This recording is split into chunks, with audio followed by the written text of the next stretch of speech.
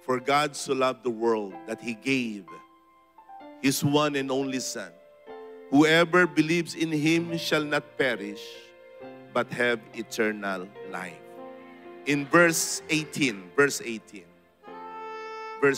whoever believes in Him is not condemned.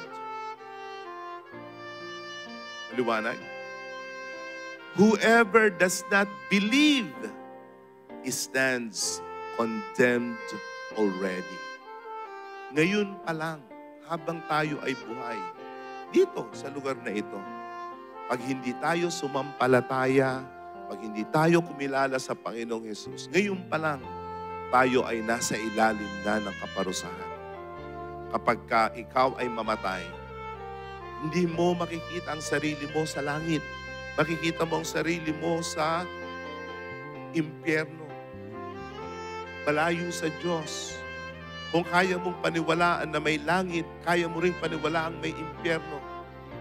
Hindi pa pwede na sa kahuli-hulihan lahat tayo ay palangit. Hindi pa pwede na yung mga naglilingkod ng ganun na lamang, yung umiibig sa Diyos ng ganun na lamang, at yung ayaw sa Diyos, yung galit sa Diyos, iisa lamang ang pupuntahan. Can you reconcile that? Matuwid ba yon?